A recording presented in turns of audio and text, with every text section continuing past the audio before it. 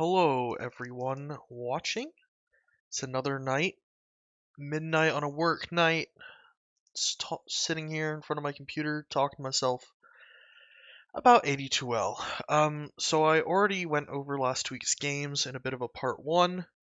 Now this is, I guess, part two, because the bracket seems to be finalized in theory, and so I'm going to do some predictions on the results of the games. I'm going to do a full prediction of the whole bracket. And then just gonna talk about some stuff about AD2L and the bracket and the move to double elim. Just kind of my opinions on it that I felt like waffling on, I guess. So we have Vapor versus Team O's for our first playoff series. I mean, they're all gonna happen at the same time, but it's the first on the list, so it's weird starting at the predictions. I usually get to go over the games first and think. But I mean, personally, I think this is a little bit weird. I've mentioned it like a dozen times now, I'm sure. Team O's is a very strange team in the fact that it's really random what players are going to show up. Vapor looks decent. I think if Team O's is in full force, I would expect them to win 2-1. If they are there with only a partial team and they don't have adequate stand-ins, it's possible that they lose. I wouldn't really expect them to get 2-0'd. I don't really expect the series to go 2-0 either way. But it is possible that O's does lose 2-1 to Vapor if they don't have their team. I'm gonna just run on the assumption that O's is gonna put extra effort into showing up this week, given that it's playoffs and that they are gonna come with as much of their roster as possible and at least try and be prepared on stand-ins if they need any. It seems like previous weeks it's been I don't I can't tell if they plan ahead of time and people bail on them or if it's a little last minute sometimes, but either way, I think if they show up, they'll win. I don't think it's super one-sided. I guess the 2-0 by O's wouldn't be super shocking, but I more so expect a 2-1. Coconuts versus Antikythera's not going to show up to anything, man. I don't know why they're on this at all. Like, I don't know, whatever. Wilgang versus Granitherial. If Wilgang is the team that is on the site, which honestly they better be. I don't want to see massive roster reshuffles like at playoffs. I think that would be unprofessional. I assume Wilgang will 2-0 here. Grin could take a game. I'd be pretty shocked if Grin took the series. A lot of these are kind of boring, and I guess I'll get to that in a bit. This is probably the most interesting match in terms of even matchups, but they did play pretty recently, just 2 weeks ago. Wars and Base 2-0'd pretty decidingly. I think for rematches, the loser's always at an advantage in terms of like information gathered. You've lost 2 games, you can work off of that, you can improve. If you won the games, you can only kind of come in with the mentality of let's do that again. Maybe have a little bit of insight into what they're picking. So it's possible Victoria's Secret comes back prepared, figures this out. I think they could take a game. I'm going to go ahead and give it a 2-1 here instead of a 2-0, but I don't have any good reason to think Wards and Base is going to lose this rematch. They've had a really strong showing in these last 3 weeks. They weren't just winning games too. Wars and Base, I think, has really been stomping games. It's not been against the most impressive of teams. It's been Granitherial last week and Victoria's Secret the week before that, but they're stomping them nonetheless. They're stomping them harder than some of the better teams did. Like, they're winning harder than some of the better teams did when they played these weaker teams. So, yeah, I honestly kind of thought it was a meme, the whole Wards and Base coming back for a playoff run thing, but it does seem to be happening for reals. So, maybe it's not a joke. We'll see. I guess that brings us over to our bracket here. Let me zoom out. So I should give a disclaimer. This is the bracket based on this.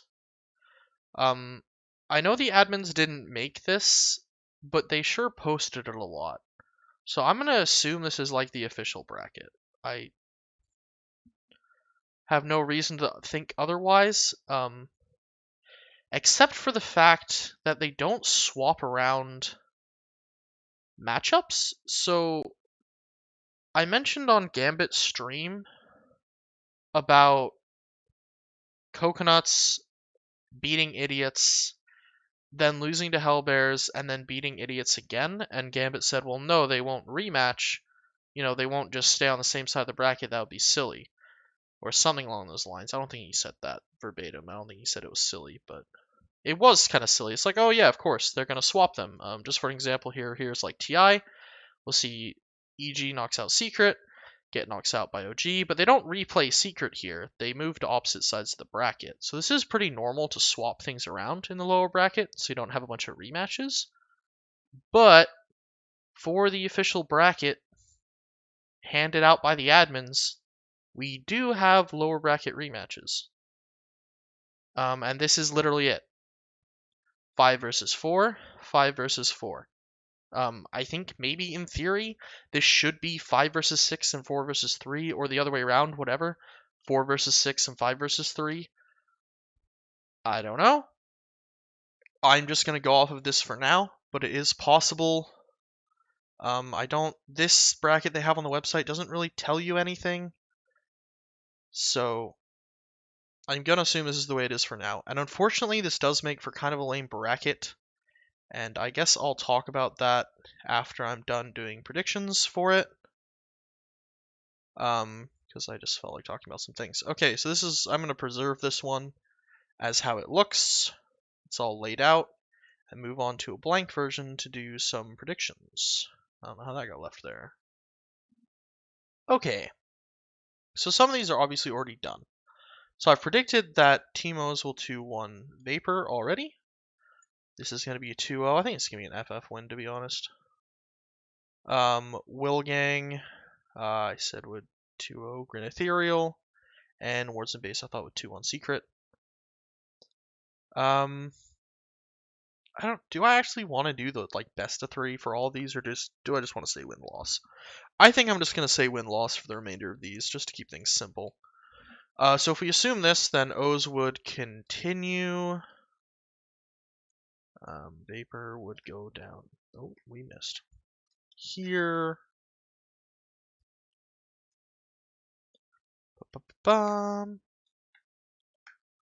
Maybe could have had a better way of doing this ahead of time, but I did not. Wilgang would continue. Grin Ethereal would fall. Wards and Base would continue. Victoria's Secret would fall.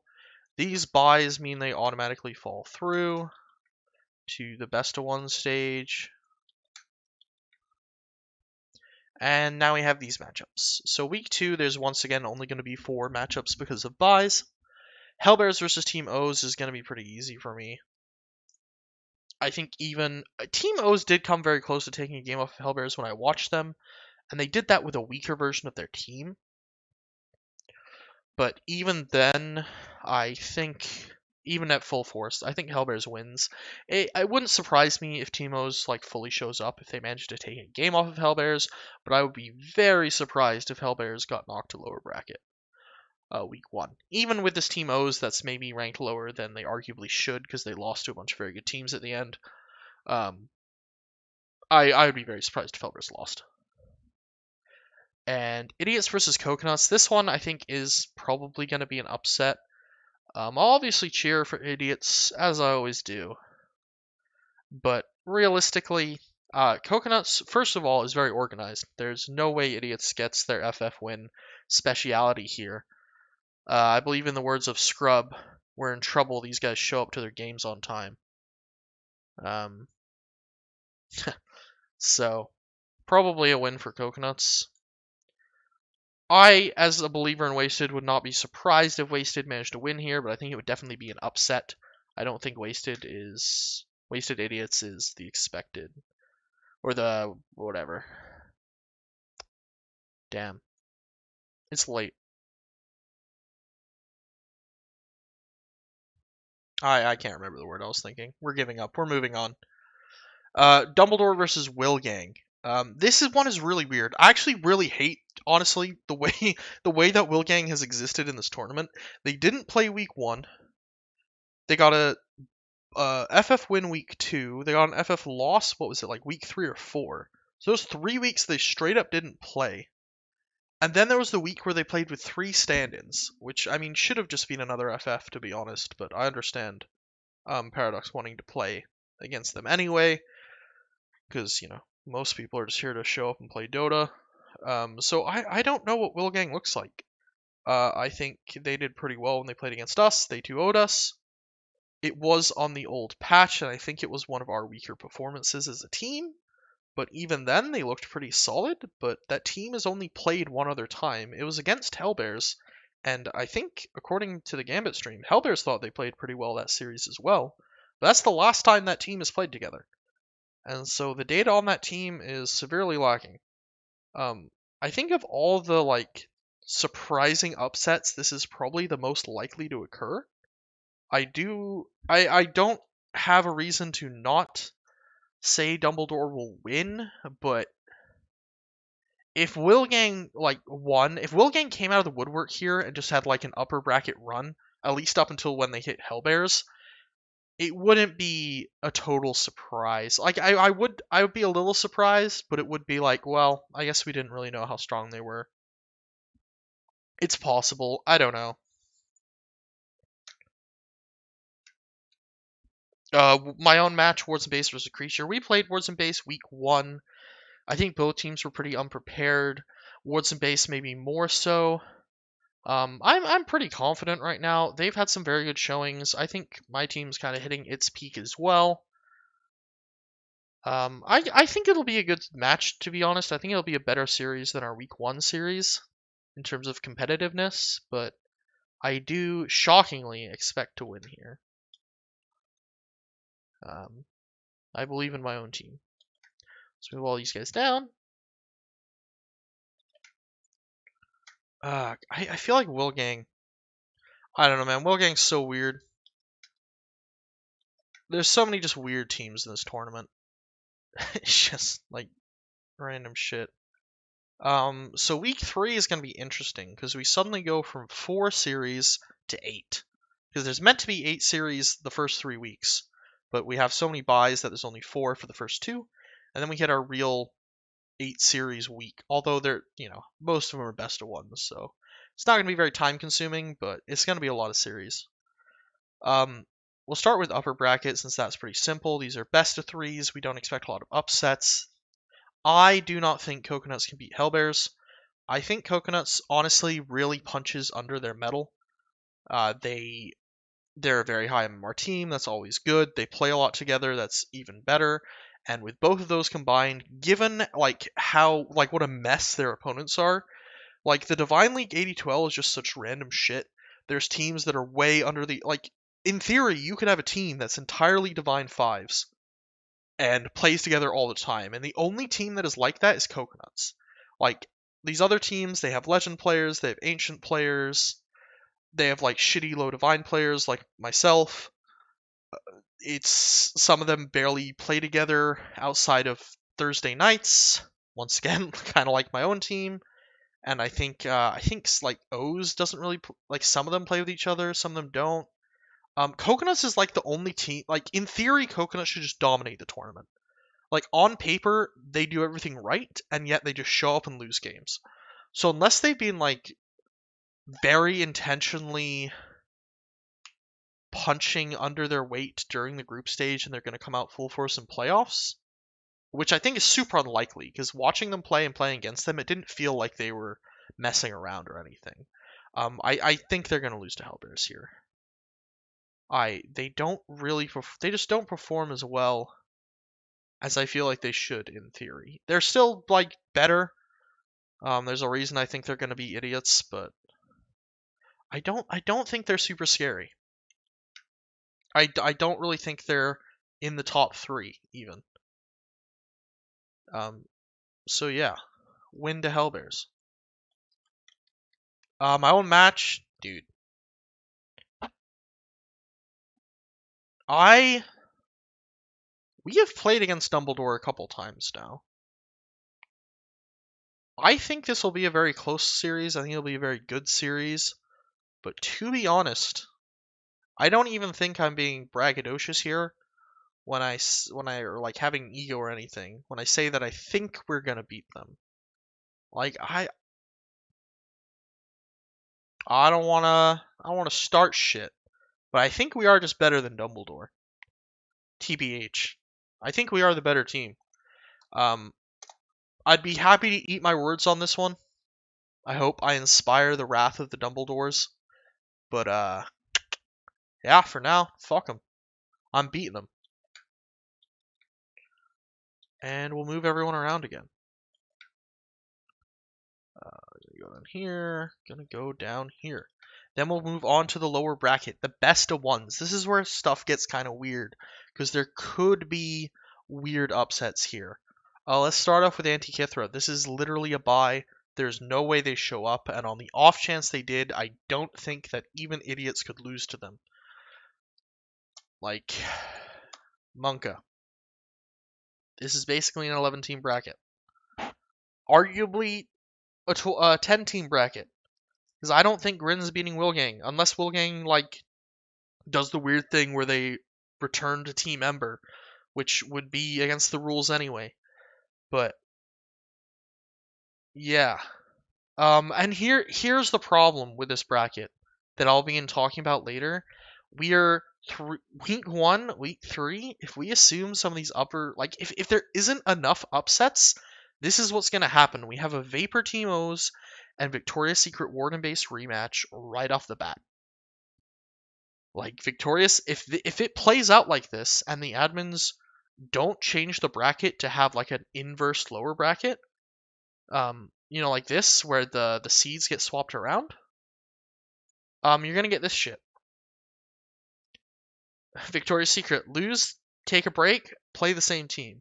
Vapor, lose, take a break, play the same team. And even if these are upsets, like maybe Vapor beats Team O's or Victoria's Secret beats Wards and Base, if the next series isn't also an upset, this still occurs. Because the week 2 is locked in. Like they're buys. They can't lose week 2. That's not changing.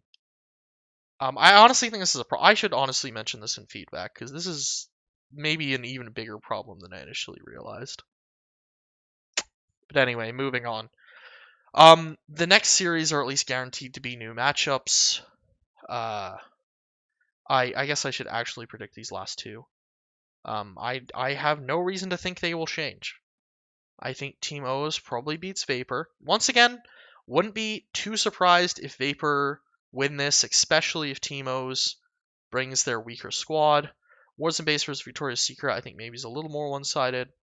I think Wards and Base will take it again, unless Victoria's Secret just really learns from those 2 lost series, and that kind of sucked for Wards and Base to win 2 series, and then Victoria's Secret finally figures them out and takes them down. But that's what I think. I don't know why I'm putting 2 O's. It's because I did it earlier. Or 2 1s, sorry. So yeah, that's my take. Shocking. I think the same teams will win again. It also kind of sucks for predictions, because in an actual... It looks worse in predictions, because in the actual bracket, it's more possible for a team to upset. Like, I don't... Why would I say a team would, like, lose week 1 and then win against the same team week 3 or 4? I wouldn't, but in reality, it could happen. I still think they should change this shit, though. So let's move on. Then there's going to be the second best of ones for the night. O's versus Idiots. Wilgang versus Wards and Base.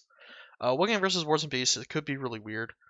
Wilgang, once again, dude, this team's so strange. I may have the hot take of them making like a slick run through the lower bracket.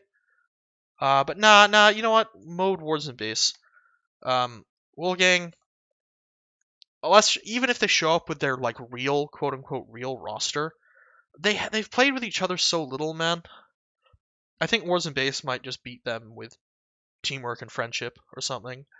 Idiots versus O's really depends on which O's shows up. I did mention last week though, on the off chance that O's didn't get forfeited. I don't think they can get forfeited here. This is probably the best thing for O's, right? Wait, actually, what happens here? Because O's will tell Vapor we want to play on Saturday. Vapor will say sure, And Wasted Idiots is then just forced to play on Saturday. I don't know if Idiots even can play on Saturday. That might get really weird really fast. They might just kind of have to force X-Shell and Slinky to be there. I don't think either of those players really is ever around on Saturday. I don't know, man. I'm going to assume this game happens. I'm just going to ignore all the scheduling shenanigans that could happen here. I'm going to assume the game happens. I kind of mentioned last week, I think Idiots, the one thing that they are quite good at is the lanes. Choco is a very good laner relative to his metal. Slinky is just a 6k offlaner. Also, I think his laning is just better than the rest of his gameplay, similar to Choco. I think it's hard for O's to do the haha run at you meme if they lose their lanes. It's still possible Idiots throws the mid game. I think they're very good at that. But it definitely, I think, puts O's in a what is in theory an uncomfortable position. Maybe they play it fine anyway. But everything I've heard about O's, everything I've seen about O's, it's all about running down people early. And in my own experience playing them, when they couldn't get a hold on the lead early, they did just kind of crumble. So I think Idiots can upset. It's not really an upset because Idiots is the higher seed, but like we all know, it's an upset. And here we have more rematches. Yeah, more rematches. Warts and Base versus Dumbledore. No, this isn't a real rematch. We have actually done it because I said, yeah, because Wilgang didn't go through in my predictions. So in this wouldn't be a rematch. This would be a rematch, and I think Coconuts just does it to him again. I think Coconuts, like, I say they punch under their weight. I agree with that, but they're definitely way too organized for the absolute mess that is Wasted Idiots to deal with them. And that's just how it is. Dumbledore versus Warts and Base. I think Warts and Base and Dumbledore are similar, and I think Dumbledore is just the better version of them. I think they're going to win. That's just that. I just realized we've moved on to week 4 without me really saying anything. I guess we'll do upper bracket after. But here it is, week 4. 4 series, 3 of which are best of ones. Idiots would get eliminated. Dumbledore would move on. Shall we like strike through the eliminated teams here? I don't know if this might make it like worse to look at, but I'm doing this now.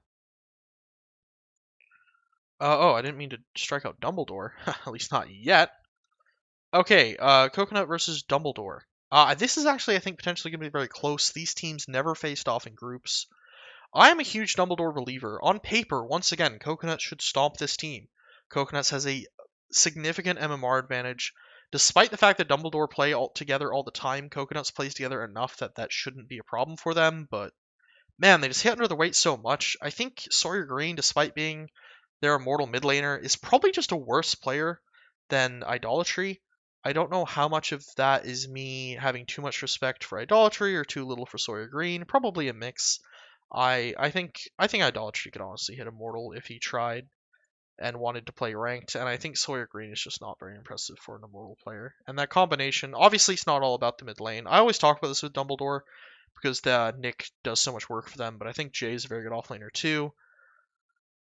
I don't know. They work very well together. I guess Coconuts beating them wouldn't be a surprise. It would almost be a disappointment to me, obviously because it's my friends losing, but I don't know. Dumbledore's done very well considering that they don't have the highest MMR team. They're kind of like Hellbears in a way, except that their support and core are swapped in terms of MMR for their safe lane. In that they punch above their weight. Like Hellbears is not the highest MMR team in this tournament, and yet they are the strongest team by a pretty decent margin. And it is always kind of cool to see that, in my opinion, at least. So we're rooting for Dumbledore. Creature versus Hellbears, dude. If I do not get to play Hellbears in playoffs, I will be very upset. I did not get to play them last season after declaring that Wasted and WSS were now mortal enemies after season 28, for no particular reason. I just liked it that way. And then I didn't even get to play them season 29, so I better get to play them this season. I don't know if I'll win. I probably won't win, but you know what? It's my predictions. It's my fantasy. I can do what I like. And I'm going to say I'm going to beat Hellbears, no matter how unlikely that is. You know what? Alright. Here's... Oh, what the... Here's my, my hottest take. This is just more of, like, hope than anything else. My hot take is that week 5, Wasted pulls it out and defeats Hellbears. And we have Wasted versus Wasted finals. This is my dream, not because it's Wasted versus Wasted, but because I can convince Greg to play a best of 3 instead of a best of 5. And if I do make it to finals, which I might not, it's entirely possible I get knocked out like week 3, honestly. I don't think we're untouchable or anything like that. But, you know, it's my own bracket. I'm putting myself in finals. And if I do make it to finals, I want it to be a team that agrees to play a best of 3. Because every best of 5 I played has been a massive mistake, and I never want to play one ever again. Alright, and there we go. There's my predictions. For the bracket. How long has this been? 26 minutes? That's not too bad. I guess this is where I talk about... It's not drama, but it's like... league opinions. Because I'm a little annoyed with some things. I don't think I necessarily have any right to be annoyed. I don't know if they're objectively correct. I don't think they are. I think part of it's just a difference in opinion. I gotta admit, I'm not a huge fan of the way a couple things have gone down. Like the Victoria's Secret, or not Victoria's Secret, the Paradox shit. I didn't really, like the first time we reported to Max, we had to wait 4 weeks for him to make an announcement. We told him, when did I tell him? I told him on like December 17th or something. Where's that bot? Where's that bot? Hold up. Ticket spot. Yeah, December like 19th, I think, was when I made a ticket. Scrub made one before then. But on my ticket, they actually responded and confirmed the account sharing thing. And then when was it that they responded officially? It was January 14th. So it was almost a full month. It took them to... Now, obviously, there was only one game played. I still think like 1 week of games was too many weeks of games to wait to address an issue like that. But on top of that, it was longer than that because they didn't address it until like an hour before the next game happened. There was 2 weeks of holidays. I know Max was very busy. I know he didn't have a computer and he was on vacation, but like, isn't there meant to be 2 other admins, man? I just don't understand why it took so long. I wasn't a huge fan of the reply. Like, I think it's a little silly to just eat up the "oh, he's my brother" thing, even if it's true, honestly. I don't even really care if it's true. I think it's just kind of sketch behavior, but even then, I didn't really mind, honestly. I was much more annoyed about how long it took the admins to reply than I was the reply itself. But I guess moving on to something more relevant, let's talk about SOS. If you listen to the absolute drivel that was my last video, and I actually looked at my views last week, and I was kind of surprised to see how many people watch my videos. It's like 20 a week. I don't know if that's watching it till the end, or if it's just opening it and closing it. Just skipping to the part with like whoever's looking at its own team. But I was surprised to see 20 people. So if any of you listen to it, I kind of briefly went over SOS. I really don't think the admins know what they're doing. I don't have any good reason to complain too much. The seeding of the team did end up matching what I did here with what I pretty sure is a much more normal way of doing SOS strength of schedule. And at the end of the day, it doesn't really matter that much. You have a bunch of same win teams.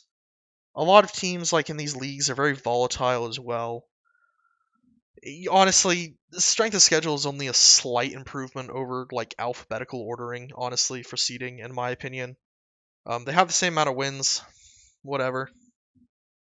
But like, okay, so I've saved this response in case I wanted to talk about it, which I've decided to do. Like, I just don't get this reply at all. I'll give Dops some benefit here. For the record, I've been an admin of Dodalies in the past. I was an RD2L admin for I think 2 years, maybe a year and a half, a decent amount of time, and I was an LD2L admin for over 2 years. And so I don't want to shit on the admins here because I've been in that position. I think it's really unnecessary to like shit on the admins for really any reason. I think it's fine to call out bad decisions, but I don't want to be like, oh, you're stupid or whatever. But also the way Dobbs was responding to my questions here did not seem like she was the one, or is this she? Maybe he, she. I've always assumed it's she. I don't know why. It doesn't seem like they were the one that actually had the answers. Like I've been in a situation where different admins have made a decision that I don't entirely understand, or maybe just don't entirely agree with, and then I have to explain it to like general Discord, and it can sometimes come off a little weird because, and that's kind of the vibe I got from Dops here. I might be totally off, but just to go into what was actually said, I guess I asked why they didn't count all the teams. So I don't know if you looked at that like ridiculous text document. It apparently wasn't meant for public release, so it looks really strange. But the way they did strength of schedule, instead of taking all 6 weeks of games, they just selected 3 weeks for it was 5 weeks for the eight game tie and 3 weeks for the 6 game tie. And I'm baffled at why they did that. And this was their response. AD2L uses a pseudo Swiss system. If it were full Swiss, then the best teams would stop playing. And let's stop there. I'm not an expert on Swiss by any means, but there's been a lot of discussion about it, and there was a lot of discussion about it in RD2L. I read through a few articles, mostly Wikipedia articles, going over Swiss. There was a few people in the RD2L community that played chess competitively or played Magic the Gathering competitively, both of which use their own forms of Swiss. I have never, and I went back and checked and tried to find a Swiss system in which the best teams would stop playing, and I could not find it. I have no idea where they got this idea that in normal Swiss, the best teams stop playing. And now, if I'm totally wrong here, ping me, DM me, whatever, if you're watching and you know. But I haven't ever heard of this. It wouldn't surprise me if it existed. Because I think the funny thing about the pseudo Swiss comment is that there's a bunch of different things that use the Swiss system, and they're all different. There's not really, I think, one, as far as I can tell, there isn't really one true Swiss system. It seems like every sport, be it Go, chess, what else uses it? I think like one of those racquetball games use it. Magic the Gathering uses it. RD2L uses it. Various Dota leagues use it. Everyone kind of has their own slight way of doing it. But this is like the weirdest way I've seen in terms of dealing with the strength of schedule. I don't know where they got this best teams to stop playing idea, because I couldn't find a Swiss system that did this. It didn't look like chess did it. I know RD2L doesn't do it. It didn't look like Go or Magic the Gathering did it like that. So I don't know where that's from, and then we'll keep reading. The way we have done it this season is the best way we're able to figure out to implement double elim with what we already had. How is this the best way to do that? I had to add buy teams in order to make the bracket work out? I don't actually even understand what the last part of this response is saying. I'm just really confused at what they did, and I guess I don't have their SOS open. Maybe that would be helpful, but I don't know what I did with it. Should I open it? Where's my downloads? Since I'm complaining, I guess I might as well open what I'm complaining about and show you. Fuck, where'd I put it? Where'd I put it? Do I just need to re-download it?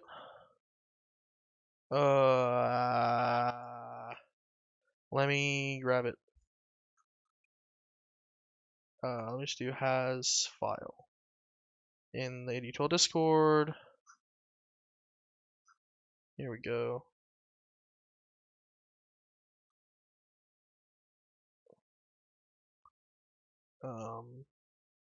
Oh, this is where I saved it. Alright, I found it. Saved in my Dota folder, of course. Can I open this in Chrome? Yes, I can. Okay, so here is, this looks, okay, should I zoom in? This better? I think this is better. I might need to zoom out. Let's skip down to Divine. Just to show what I'm complaining about here. Why does Archon come after Divine? Once again, it's messy, and this is only because this was just for like private use. This wasn't meant to be like shared. It wasn't designed to be shared. I think they're fine with it being shared, but it looks weird. It's like shorthanded. But this is their way. This is how they determined the 6-win tie. Is this piece right here? Or sorry, display. The three 6-win teams. They like specifically picked 3 games. I don't understand why they selected 3 games, and then they selected 4 games for Vapor. They didn't include DC's wins. They didn't include the number at all. But they included 5 games or 4 games, sorry, for these guys and 3 for these. It's just so random. I don't get why they did this. It's so random. Why wouldn't you just include all 6 teams they played? Why wouldn't you include all 6 teams they played and include DC's score in the mix too? Why is there 0.5 here? Wait, what is cocoa? Oh, it's half and half? Oh, coconuts. Right. Why? Why is it like this? I cannot even begin to understand why they began doing it like this. The 5-win teams are slightly. This was their final one, by the way. This weird way they did it ended up with a tie of SOS, and their way of solving this was this. Which is, I guess, this guy, my team is the leveler. I guess that's kind of funny, but uh, I think the funny thing is that I came to the exact same seating order using what I think is like just normal raw SOS. But whatever. And then this is the way they did the 8-win team tie. They already removed Paradox, so they didn't have to care about them. What's kind of weird is that they included Paradox's wins on this one, but not the previous ones. They also halved them. So they used half of Paradox, half of Vapor, half of O's, half of... Like, what the fuck is this? This is just garbage. I don't want to... Okay, I said I wouldn't be mean, and I don't want to be an asshole here, but I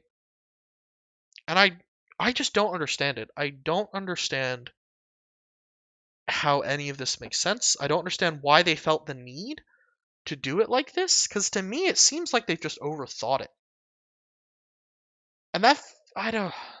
Anyway, let's move on. I don't know. Let's move on to this, which I talked about earlier. So I guess this is like... I kind of have like a few qualms right now. I don't understand why they're doing SOS like this, even though it doesn't really matter. Like I said, it's such like a minor thing, but I just don't understand. I think there's been like 4 major admin decisions within this season. There's been the one at the beginning, which was based on last season, where they changed stand-in rules, and the way they did that, I think, is kind of silly. That's more of just a difference in looking at things, and maybe I'll go into that one in a bit. And that's more of just a personal difference. Then there was the Paradox thing, which just kind of seems like a lack of organization. Like, why does it take 5 or 4 weeks to respond to that? And I'm not talking about the later like Scrub blog and kick. I'm talking about the initial response, like the initial complaint me and Scrub made in mid-December and didn't get a reply about until mid-January. And then there's the seating, which is just super strange. And then fourth, this isn't really a complaint at all. This is more of just an observation with playoffs. So just once again to not make it sound like I'm being all, oh, I know better than you or anything. I voted for this. This is the playoff format I voted for. I very confidently voted for as well. I was a very big fan of this. I think the problem that I did not notice, none of the other Divine Captains, I guess, either noticed or cared about, unless I missed it and someone brought it up, and I missed it, and the admins didn't notice, is that there's kind of a problem with this. First things first is this non-flip, but maybe they can just fix this. I'll put that in feedback when I'm done making the video. But the problem is this is designed around 16 teams, and at the time there was 14 teams in Divine. And I was thinking along the lines of 16 teams, and I like this a lot. And I do still like this. I think a full best of 3 double elim bracket's too long. I don't want an 8-week bracket. I think it's just shitty. Personally, I know people disagree on that. I guess more people agreed than disagreed because we ended up with this, but and I like the seeding week. I thought this was kind of cool because it basically means that you just have the single elim bracket. So it's not like too different from before. It's not like you're like losing value on your money or whatever. And then you just have this weird thing below it and a second grand finals. Like this isn't the real finals, week 4, it comes week 6. I thought this was pretty cool. The problem with this, as we see here, is that first off, we're down to 12 teams. And the buys really screw with things, in my opinion. Like, there's just a bunch of games that don't get played. This set of lower bracket best of 3s just doesn't happen at all because of all the buys. And then on top of that, and this is... I don't want to be too rude to Grin, but Anti-Kithra doesn't really exist. So we basically have 11 teams. And I think Grin is probably gonna just go out right away. They're just... I said it week 1, they haven't really disproven it. I do like them, and I think in a best of 1 they definitely could maybe pull an upset here. But they're probably just going to go out very fast too. And that means you essentially have 10 teams playing through a full double elim bracket designed for 16 teams. And there's just going to be a lot of... There's always inevitably, I think, going to be some high chance of rematches in a double elim bracket. I think especially right here, where you have this that goes to this that goes to this. I think it's very... I don't know what like the stats on it are, but I think the chances of week 6, the grand finals, being a winner's bracket finals repeat is very high. I guess here I don't have it happening, but that's a different thing. There's a lot of repeats, and I think the one issue I have is how late everything happens. So this was announced yesterday on Sunday. If the admins wanted to change anything, if there was like a consensus amongst Divine Captains to change something to a different bracket, to have like a 4 top 8 down, something different, anything different, they only have 4 weekdays to figure it out. 3 weekdays, honestly, if we're gonna play games Thursday. There was some talk Sunday night, and now there's tonight, Monday, which is basically already over, Tuesday and Wednesday. And that's all you have to fix problems. I think the brackets just kind of came out too late. And that's not really a big problem for me. I think the other things I mentioned are annoying me more, but I don't know. I don't entirely know why I've gone into so much detail about my gripes with some of the AD2L decision making and the admins, but here we are, griping.